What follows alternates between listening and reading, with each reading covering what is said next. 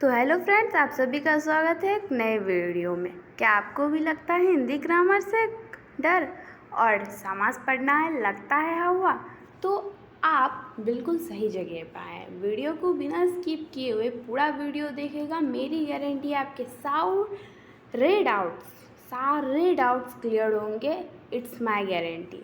तो आप सारा वीडियो देखिए। तो चलिए वीडियो को शुरू करते हैं। तो समास पहचान का जो सबसे आसान ट्रिक है वो मैं आज बताने वाली हूँ, ठीक है। यदि आपको शॉर्ट ट्रिक में समझना है तो परिभाषा जानना आपके लिए ज़रूरी नहीं है, बट मैं बता देती हूँ कि अनेक पदों का एक हो जाना ही समास कहलाते हैं और बेसिकली इसके 6 भेद होते हैं। That's clear. आगे हम आते हैं तो पहला भेद है तत्पुरुष।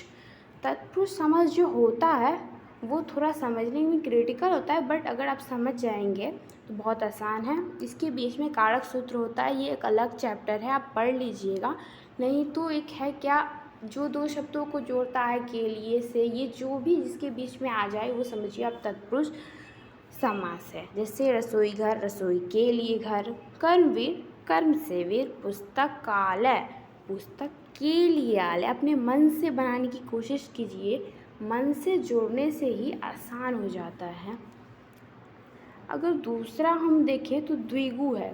समास की बात करें तो सबसे आसान समास जो है वो द्विगु है, जिसका पहला पद हो संख्यावाची, जैसे पंचतंत्र, सप्ताह, चौराहा और आदि आदि। ये बहुत आसान है, आप अपने मन से भी समझ सकते हैं। द्वंद्व, इसमें बीच में योजक चिन्ह आता है और दो समान या विपरीत शब्द होते हैं, जैसे माता पिता। जैसे माता का विलोम शब्द क्या हुआ, पिता, दोनों विपरीत शब्द हुए और बीच में आया योजक चिन्ह। साथ साथ, दोनों समान शब्द हुए और बीच में आया योजक चिन्ह। तो ये दो केसेस इसमें हो सकते हैं जिसे आपको पहचानना होगा। फिर आया चौथा कर्मधारय, जिसका पहला पद विशेषण होता है जो दूसरे की विशेषता बताता है। जो उसके दूसरे पद होते हैं उसका पहला पद जो होता है उसका विशेषता बताता है। जैसे नीलकंठ, कंठ है नीला जिसका, मतलब कंठ क्या है, नीला, तो ये इसका क्या हुआ, विशेषता बताया। परमात्मा, परम है जो आत्मा, परम, जो यहाँ पे इसकी विशेषता बता रही हैं। तो आई होप आपके सारे डाउट्स क्लियर हो रहे होंगे।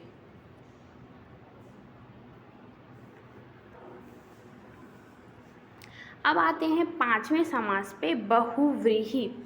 इसमें सामान्यतः ईश्वर का नाम आता है, जैसे हो गया चक्रपाणि, लंबोदर, हो गया चंद्रशेखर। चक्रपाणि क्या हो, विष्णु भगवान का है उपनाम। तो ये जो भी भगवान का नाम आए आप सीधा आँख मूंद के बहुव्रीहि पे टिक लगा लीजिए, ये आपका फिक्स है, यही होगा। अव्ययी भाव समास आता है। इसमें क्या होता है, अव्यय वो होते हैं जिसमें स्त्रीलिंग और पुरुष लिंग के लिए शब्द एक ही होता है। इसका पहला पद अव्यय होगा, वही अव्ययभावी समास होगा। जैसे परा प्रत्यय, अगर आप देखें तो 90% केस जो होता है उसमें परा प्रति और अव ही आता है। जैसे प्रतिदिन, प्रत्येक, अवगुण, अपमान। तो ये जो शब्द हुए अव्ययभावी समास के अंदर आते हैं। ये सारे समास जो हैं मेनली बेसिकली होते हैं जो एग्ज़ाम्स में आते हैं। यदि आप 9, 10 या 6, 7 या 12 तक हैं तो आपको समास का चैप्टर पढ़ना मस्ट है, जो आपको एग्ज़ाम्स में आएंगे ही, ये जो फिक्स है। बेसिक तो हम समास पढ़ लिए, बट एक और समास है जो आजकल एग्ज़ाम में पूछे जाते हैं, नन्द समास। इसका जो पहला पद होता है ना वो नकारात्मक होता है, जैसे अनर्थ, अस्वस्थ। जो भी नकारात्मक शब्द आते हैं वो से ही नन्द समास में रखा जाता है। तो हमें उम्मीद है कि आप सबको समास का जो चैप्टर है वो एकदम समझ आ गया होगा। यदि आपको समझ आया तो बहुत अच्छी बात है, अगर नहीं आया तो अपने डाउट्स को कमेंट में लिख के भेजें ताकि हम आपकी डाउट्स को क्लियर कर सकें। हमारे वीडियो को शेयर, सब्सक्राइब एवं कमेंट कीजिएगा आपको वीडियो कैसी लगी। धन्यवाद। हमारे ऐसे ही वीडियो आपके पास पहुंचते रहें, इसके लिए हमारे चैनल को आप ज़रूर से ज़रूर सब्सक्राइब कर लीजिएगा।